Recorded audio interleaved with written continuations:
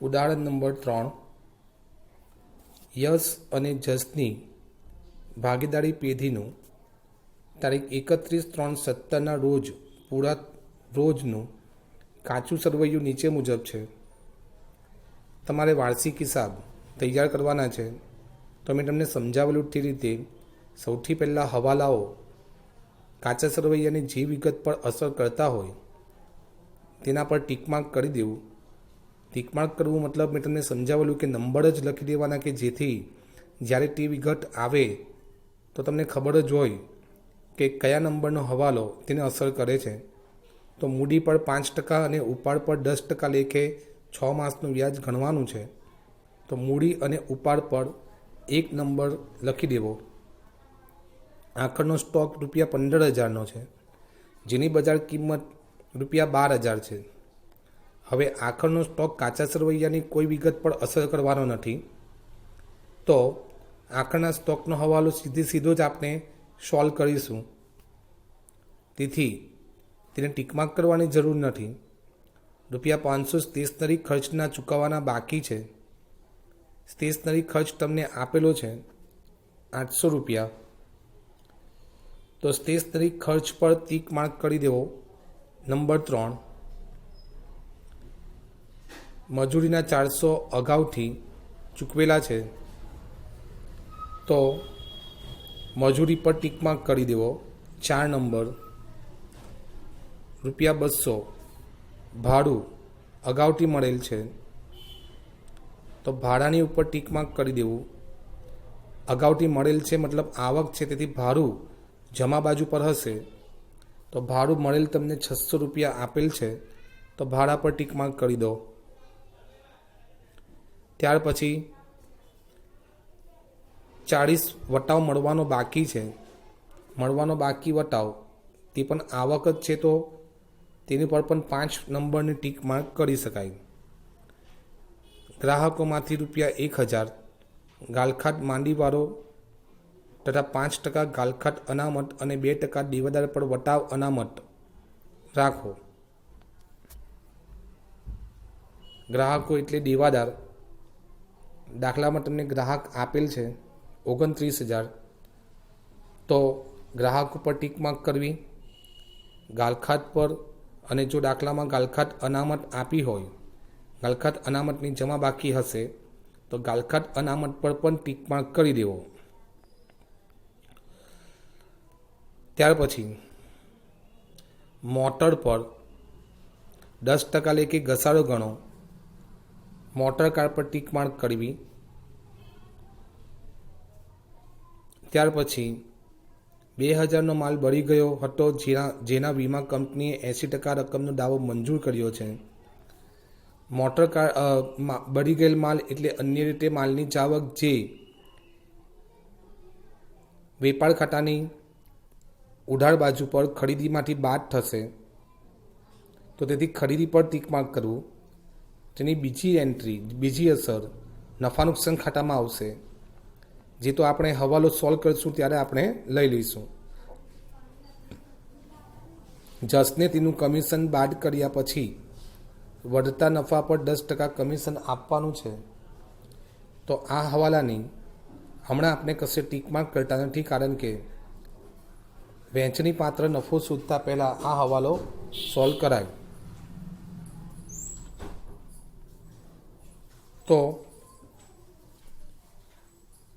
તમારા ખાતા બની ગયા પછી સૌથી પહેલાં મેં તમને સમજાવેલું તે રીતે મૂડી ખાતાની જમા બાજુ પર ભાગીદારોની મૂડી લખી દેવી. અને ભાગીદારોની મૂડી દાખલામાં તમને આપી છે 50,000 અને 40,000. તો ભાગીદારોના મૂડી ખાતાની જમા બાજુ પર ભાગીદારોની મૂડી લખવી અને ભાગીદારના મૂડી ખાતાની ઉધાર બાજુ પર તે બંને ભાગીદારનો ઉપાડ તમને આપેલો છે. યશનો 8,000 અને જસનો 4,000, તો ઉપાડ લખી દેવો. હવે મૂડી અને ઉપાડ પર હવાલા નંબર 1 છે. મૂડી પર 5% અને ઉપાડ પર 10% લેખે. પણ ખાસ ધ્યાન રાખજો, ઉપાડ પર 10% લેખે પણ 6 માસનું વ્યાજ જ ગણવાનું છે. તો બંનેના મૂડી અને ઉપાડના વ્યાજ જો આપણે જોઈએ તો 50,000, યશની મૂડી 50,000 છે, તેના 5% લેખે 2500 રૂપિયા વ્યાજ થશે. જ્યારે જસની મૂડી 40,000 છે, જેના 5% લેખે 2,000 રૂપિયા વ્યાજ થશે. હવે યશના ઉપાડ 8,000 ની ઉપર 10% લેખે 6 માસનું વ્યાજ ગણવાનું છે. તો ગણતરી કઈ રીતે આવશે? તો 8,000 ગુણ્યા 10% લેખે ગણવાનું છે, તેથી 10/100 અને 6 માસનું છે, તેથી 6/12, એટલે કે 8,000 ગુણ્યા 10/100 ગુણ્યા 6/12. તો તે પ્રમાણે યશની ઉપાડ પર વ્યાજ આવશે 400 રૂપિયા અને જસના ઉપાડ પર વ્યાજ આવશે 200 રૂપિયા, જેની નોંધ તમારે 2 જગ્યા પર કરવાની છે, નફા નુકસાન ફાળવણી ખાતામાં અને ભાગીદારોના મૂડી ખાતામાં. તો સૌથી પહેલાં મેં તમને સમજાવ્યું તેમ કે મૂડીની નોંધ આપવી, મૂડી 1/4 એટલે કે શરૂઆતની તારીખમાં દર્શાવવી 50,000 અને 40,000, જ્યારે ઉપાડ છેવટની તારીખમાં દર્શાવવાનો હોય 8,000 અને 4,000. મૂડીનું વ્યાજ, યશની મૂડીનું વ્યાજ છે 2500 અને 2,000, જ્યારે ઉપાડ પર વ્યાજ થશે અગાઉ ગણતરી સમજાવી તેમ યશનું 400 અને જસનું 200. ઉપાડનું વ્યાજ નફા નુકસાન ફાળવણી ખાતાની જમા બાજુ પર આવશે, જ્યારે મૂડીનું વ્યાજ નફા નુકસાન ફાળવણી ખાતાની ઉધાર બાજુ પર આવશે. ધ્યાન રાખવું કે એક નોંધ જમા બાજુ પર થતી હોય તો બીજી નોંધ ઉધાર બાજુ પર થાય.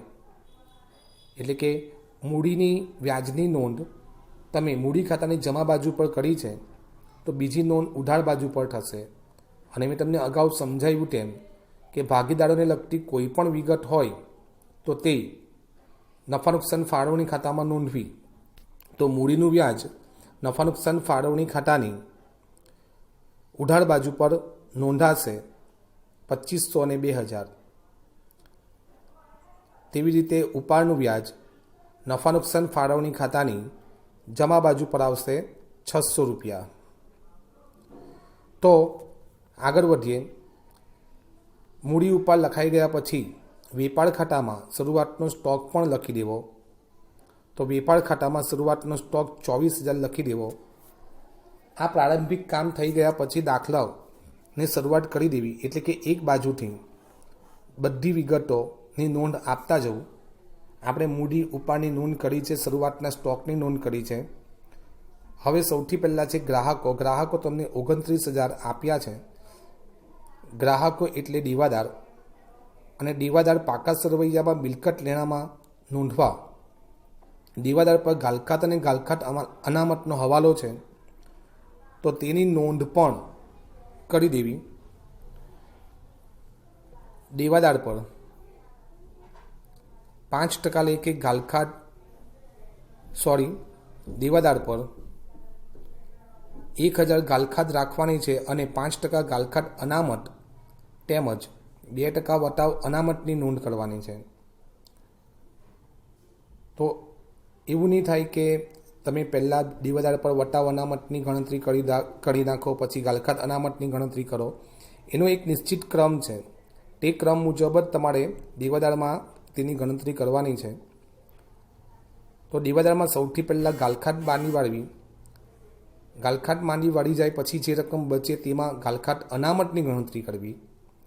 ગાલખાત અનામત ગણાઈ ગયા પછી જો રકમ બચે તેમાં વટાવ અનામતની ગણતરી કરવી. તો દેવાદાર અથવા તો ગ્રાહક પાકા સરવૈયામાં મિલકત લેના બાજુ પર દર્શાવવા 29,000 ઇનરમાં માઇનસ ગાલખાત આપી છે 1,000 હવાલામાં, એટલે 29 માઇનસ 1,000 એટલે 28,000 માઇનસ ગાલખાત અનામત 28,000ના 5% લેખે 1,400 રૂપિયા ગાલખાત અનામત થશે. તેની નોંધ આપી અને રકમ બચે છે 26,600 અને ત્યાર પછી દેવાદાર પર વટાવ અનામત એટલે કે 26,600ના 2% લેખે વટાવ અનામત ગણવું અને પછી વધતી રકમ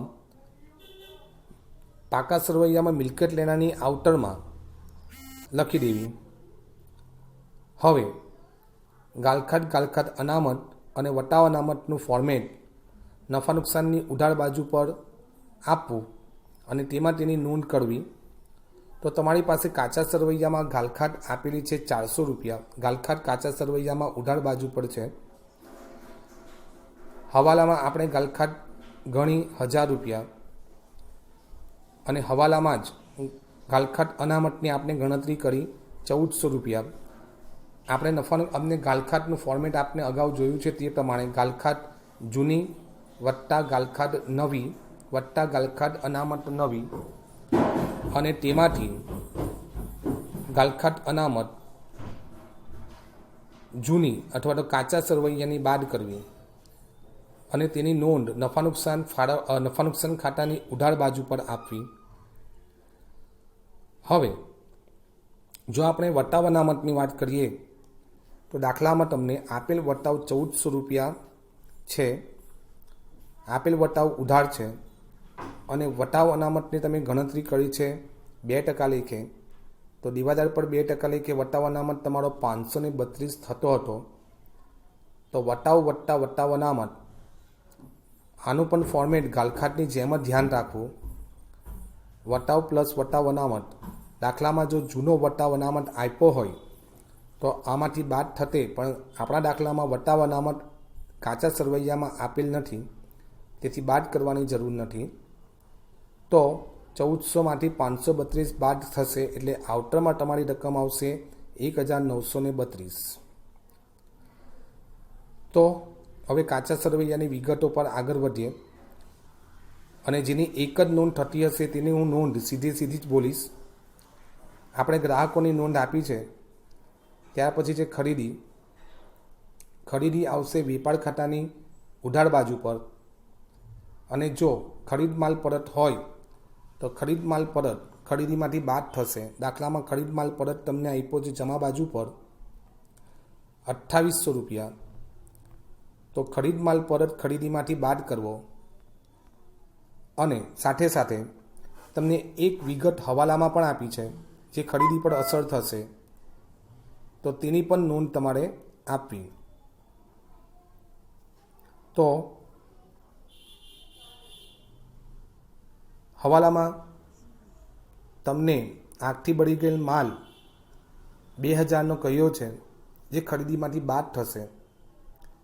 કારણ કે મેં તમને અગાઉ સમજાવ્યું થિયરીમાં તે રીતે કોઈ પણ રીતે માલની જાવક હોય એટલે કે તમે માલ જાહેરાતમાં આપો, તમારો માલ આગમાં બળી જાય, અકસ્માતમાં નાશ પામે, ધર્મદામાં આપીએ કે અન્ય કોઈ પણ રીતે માલ આપણે આપશું એટલે કે ધંધામાંથી વેચાણ સિવાય કોઈ પણ રીતે માલ જશે તો તેને ખરીદીમાંથી બાદ કરવો.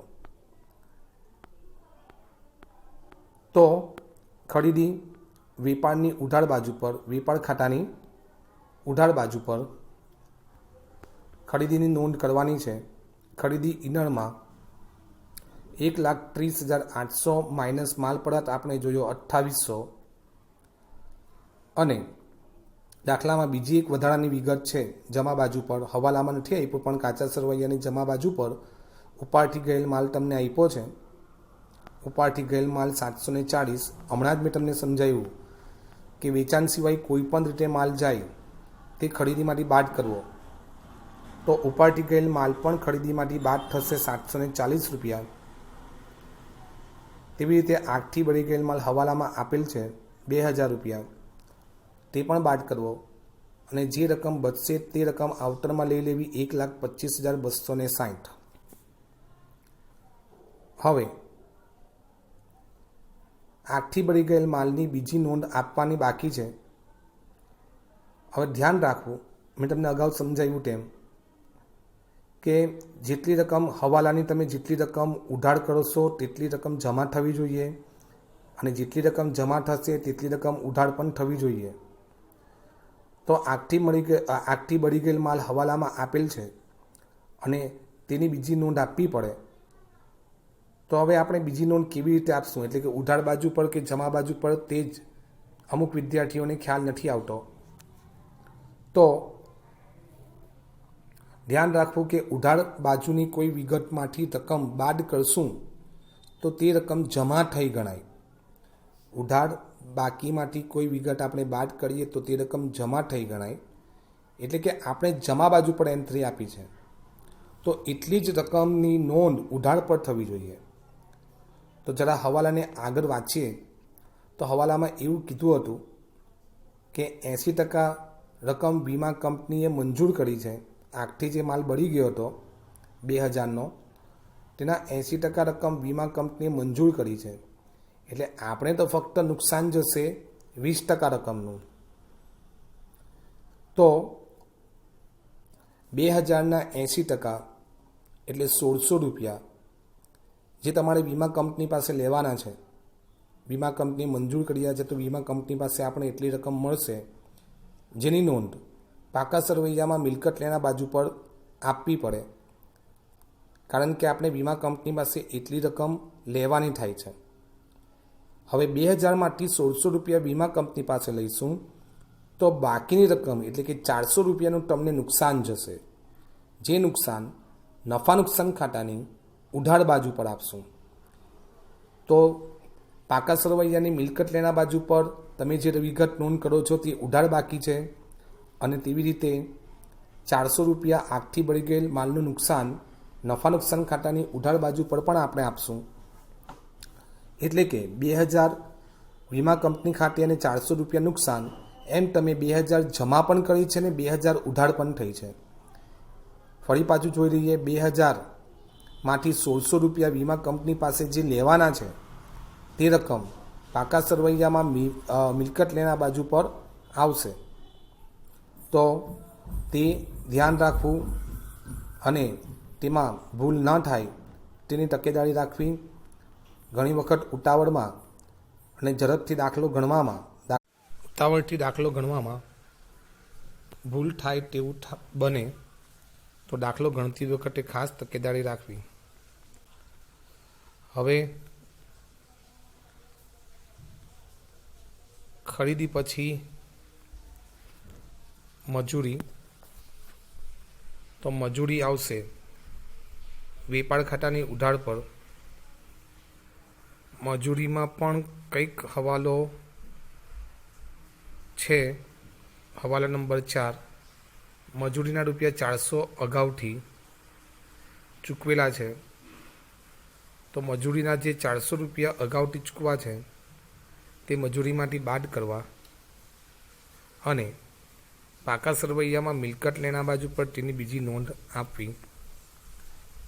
મજૂરી વેપાર ખાતાની ઉધાર પર ઇનરમાં 2000 રૂપિયા માઇનસ અગાઉથી ચૂકવેલી મજૂરી 400 રૂપિયા, તો આઉટરમાં 1600 રૂપિયા થશે. અને 400 રૂપિયાની બીજી એન્ટ્રી પાકા સરવૈયામાં મિલકત લેણા બાજુ પર અગાઉથી ચૂકવેલી મજૂરી તરીકે 400 રૂપિયા દર્શાવવા. ત્યાર પછી લેણી હુંડી 6000 રૂપિયા.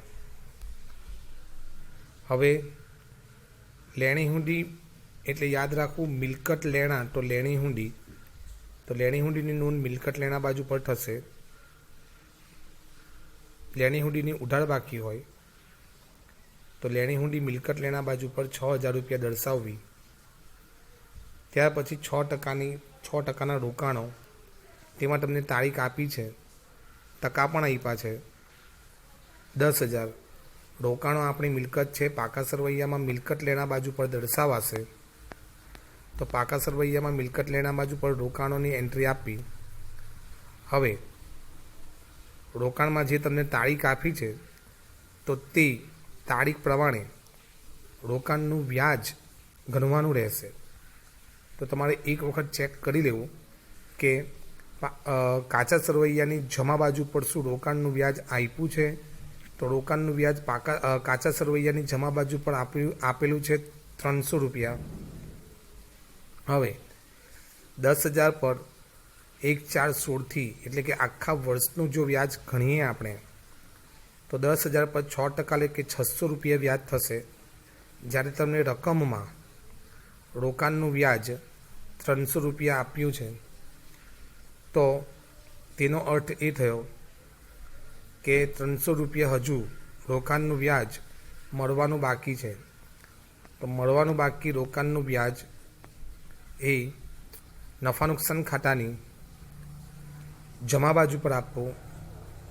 જૂનું વ્યાજ તમને 300 રૂપિયા આપ્યું છે પ્લસ મળવાનું બાકી રોકાણનું વ્યાજ 300 રૂપિયા, તો આઉટરમાં 600ની નોંધ કરવી અને મળવાનું બાકી જે રોકાણનું વ્યાજ છે તે પાકા સરવૈયામાં મિલકત લેણા બાજુ પર તેની નોંધ થશે. રોકાણ પણ મળવાનું બાકી વ્યાજ 300 રૂપિયા. રોકાણ પણ મિલકત લેણા બાજુ પર આવશે અને મળવાનું બાકી રોકાણનું વ્યાજ પણ મિલકત લેણા બાજુ પર આવશે.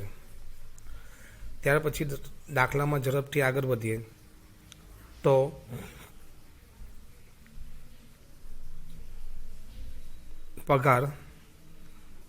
પગાર નફા નુકસાનની ઉધાર પર પગાર પર કોઈ હવાલો છે કે નહીં તે ચેક કરી લેવો.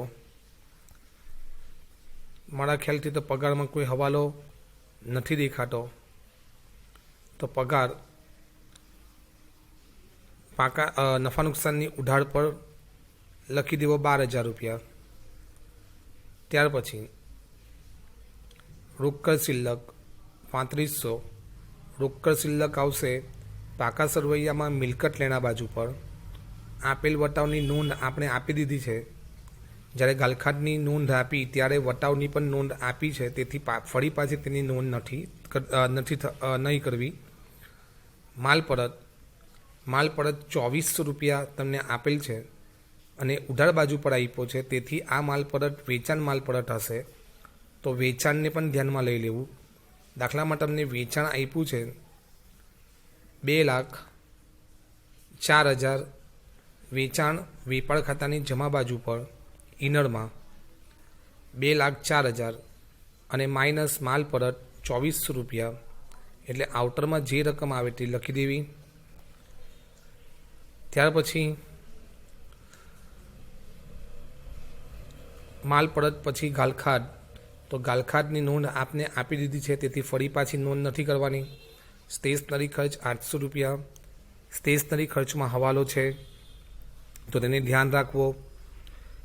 સ્ટેશનરી ખર્ચમાં 500 રૂપિયા સ્ટેશનરી ખર્ચ ચૂકવવાનો બાકી છે, તો ચૂકવવાનો બાકી સ્ટેશનરી ખર્ચ સ્ટેશનરીમાં ઉમેરવો. સ્ટેશનરી ખર્ચ નફા નુકસાનની ઉધાર પર આવશે અને 500 રૂપિયા તેમાં પ્લસ કરવો અને તે 500 રૂપિયા ચૂકવવાનો બાકી સ્ટેશનરી ખર્ચની બીજી નોંધ પાકા સરવૈયામાં મૂડી દેવા બાજુ પર થશે, કારણ કે ચૂકવવાનો બાકી સ્ટેશનરી ખર્ચ તે આપણું દેવું ગણાય. તો તેની નોંધ પાકા સરવૈયામાં મૂડી દેવા બાજુ પર ચૂકવવાનો બાકી સ્ટેશનરી ખર્ચ તરીકે નોંધાશે. ત્યાર પછી ઓફિસ ખર્ચા 2300 રૂપિયા છે. ઓફિસ ખર્ચા નફા નુકસાનની ઉધાર બાજુ પર. ઓફિસ ખર્ચમાં કોઈ હવાલો આપેલ નથી, તો ઓફિસ ખર્ચ સીધા નફા નુકસાનની ઉધાર પર લખી દેવા. ત્યાર પછી મોટર કાર પાકા સરવૈયામાં મિલકત લેના બાજુ પર ઇનરમાં લખવું. પાકા સરવૈયામાં મિલકત લેના બાજુ પર ઇનરમાં મોટર કાર, કારણ કે મોટર કાર પર ઘસારો છે, તો મોટર કાર પર 10% લે કે ઘસારો 5200 રૂપિયા થશે. તે બાદ કરીને રકમ આઉટરમાં અને મોટર કારના ઘસારાની બીજી નોંધ નફા નુકસાનની ઉધાર બાજુ પર કરવી. ચલો, ત્યાર પછી અગાઉથી ચૂકવેલો ઓફિસ ખર્ચ છે એટલે ઉધાર બાકી આપી છે, તો પાકા સરવૈયામાં મિલકત લેના બાજુ પર તેની નોંધ કરવી.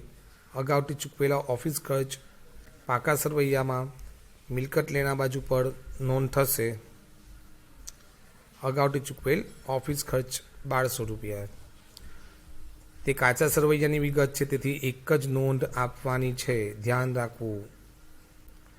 તમારી ઉધાર બાજુની બધી વિગતો પૂરી થઈ ગઈ છે. એટલે હવે જમા બાજુ પર આપને મૂડી લખેલી છે.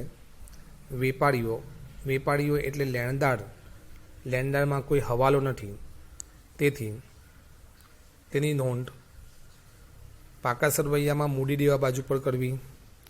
વેચાણની નોંધ આપણે આપી છે.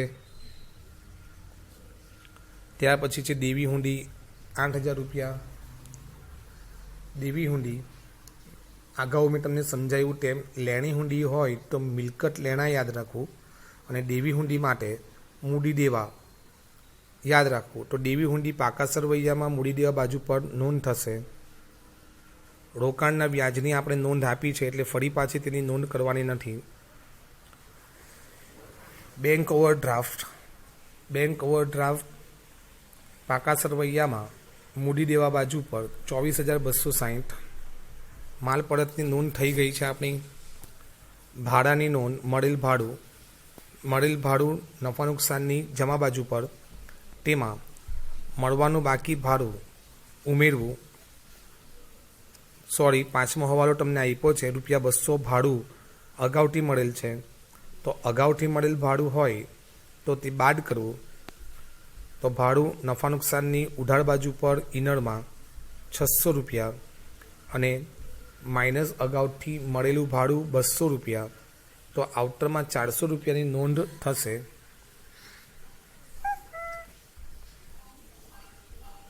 અને અગાઉથી મળેલ ભાડું પાકા સરવૈયામાં મિલકત મૂડી દેવા બાજુ પર નોંધાશે. ત્યાર પછી આગળ વધીએ તો મળેલ વટાવમાં કોઈ હવાલો નથી, તેથી નફા નુકસાનની જમા બાજુ પર તેની નોંધ આપવી. ગાલખાટ અનામત ₹2,000 નોંધ થઈ ગઈ છે, ફરી પાછી આપવાની નથી. ઉપાડથી ગયેલ માલ 740 ખરીદીમાંથી આપણે બાદ કર્યું, તેની પણ નોંધ થઈ છે, તેથી ફરી પાછું નોંધ આપવાની નથી. ચૂકવવાની બાકી મજૂરી ₹500. ચૂકવવાની બાકી મજૂરી આપણું દેવું ગણાય, તેથી તેને પણ પાકા સરવૈયામાં મૂડી દેવા બાજુ પર નોંધ કરવી. હવે હવાલા એક વખત ચેક કરી લો કે હવાલામાં કોઈ વિગત બાકી રહી જાય છે. તો મૂડી પર વ્યાજનો હવાલો અને ઉપાડ પર વ્યાજનો હવાલો આપણે સોલ્વ કર્યો છે. આખર સ્ટોક 15,000નો છે, જેની બજાર કિંમત 12,000 છે. તો બી તમને અગાઉ સમજાવ્યું કે આખરના સ્ટોકની ચોપડી કિંમત અને બજાર કિંમત બેમાંથી જે ઓછી હોય તેની નોંધ આપવી. તો 12,000ની આપણે નોંધ કરીશું. વેપાર ખાતાની જમા પર આખરનો સ્ટોક અને પાકા સરવૈયામાં મિલકત લેણા બાજુ પર આખરના સ્ટોકની નોંધ થશે. આખરનો સ્ટોક પાકા સરવૈયામાં મિલકત લેણા બાજુ પર 12,000 નોંધાશે. ચલો હવાલામાં ચેક કરતા જઈએ આગળ. તો આખરનો સ્ટોક થઈ ગયો. સ્ટેશનરી ખર્ચ આપણું કરી નાખ્યું છે. મજૂરીની નોંધ પણ આપણે થઈ ગઈ છે. ભાડાની નોંધ થઈ ગઈ છે. વટાવ થઈ ગયું છે. ગ્રાહકની નોંધ આપણે કરી છે. ગાલખાટ અનામત, વટાવ અનામતની નોંધ થઈ છે. વટાવ મોટર કાર પર ઘસારો ગણાઈ ગયો છે. 2,000નો માલ બળી ગયો છે, નોંધ થઈ છે આપણી. હવે જસને તેનું કમિશન બાદ કર્યા પછી વધતા નફા પર 10% લેખે કમિશન આપવાનું છે. તો એની એક નોંધ આપની આપવાની બાકી છે. તો સૌથી પહેલાં વેપાર ખાતું બંધ કરો. વેપાર ખાતામાં કઈ બાજુનો સરવાળો વધારે આવે છે તે જો. તો વેપાર ખાતામાં જમા બાજુનો સરવાળો વધારે આવશે 2,13,600, અને તેમાંથી ઉધાર બાજુની રકમ બાદ કરો. ઉધાર બાજુ શરૂઆતનો સ્ટોક, ખરીદી અને મજૂરી એમ 3 રકમ છે તે બાદ થશે.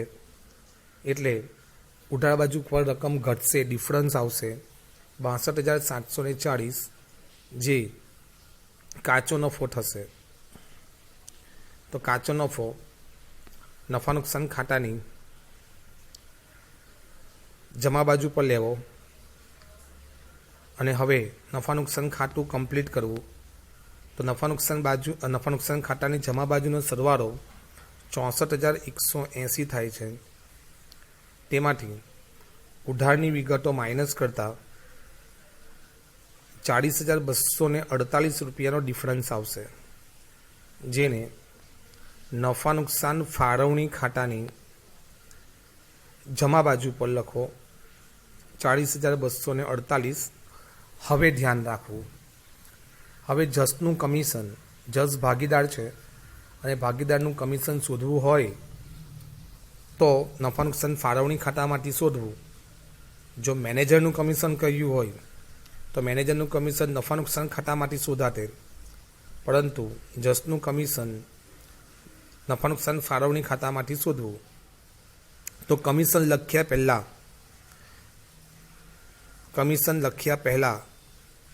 આપણી પાસે જે રકમ છે તેનો સરવાળો કરવો રફમાં. તો તે સરવાળો જમા બાજુનો થશે 40,848 અને ઉધાર બાજુ બે રકમ છે 4500 અને 33,400 એટલે 60,804. ખાલી 4500 છે કારણ કે કમિશન આપણે ધ્યાનમાં લેવાનું નથી. તો 40,848 માંથી 4500 બાદ કરવા રફમાં. તે બાદ કરતાં તમારી પાસે અમાઉન્ટ આવશે 36,348. હવે તમારે શું કરવાનું છે તે તો તમારે પદ માનવા માટે ધારો કે જસના કમિશન પહેલાંનો નફો 100 હોય તેમ ધારવું, પ્લસ જસનું કમિશન 10 ગણવું. 10% લેખે 10 એટલે કમિશન સાથેનો કુલ નફો તમને મળશે 110. હવે પદ માની દો, જો 110 એ 10 રૂપિયા જસનું કમિશન હશે તો મેં તમને સમજાવ્યું તે પ્રમાણે 36,348 રફમાં તમે સુવિધા છે. તો 36,348 એ કેટલા? તો જસનું કમિશન આવશે 3304.36. તો રકમ તમારે પૂર્ણાંકમાં લેવાની છે. તો 3304 રકમ ધ્યાનમાં લેવી. અને હવે જસનું કમિશન નફા નુકસાન ફાળવણી ખાતાની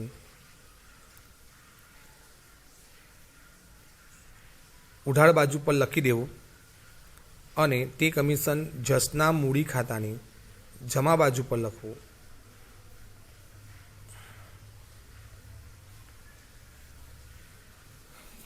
હવે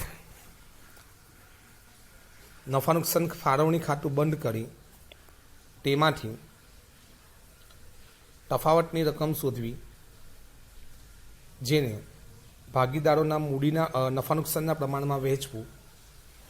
દાખલામાં નફા નુકસાનનું પ્રમાણ જો ના આપ્યું હોય તો સરખે હિસ્સે વહેંચાશે. તો જસ અને યશને 16,552 16,552 વહેંચણીપાત્ર નફો મળશે, જે મૂડી ખાતામાં જમા બાજુ પર લાવો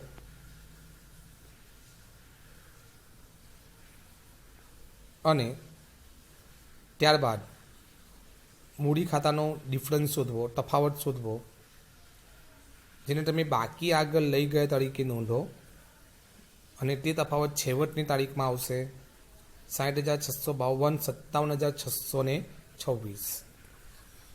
ત્યાર પછી તે રકમ પાકા સરવૈયામાં જે તમે શરૂઆતમાં થોડી જગ્યા છોડો છો ત્યાં મૂડી ખાતા તરીકે દર્શાવવા અને બંનેનું ટોટલ આઉટરમાં લેવું અને ત્યારબાદ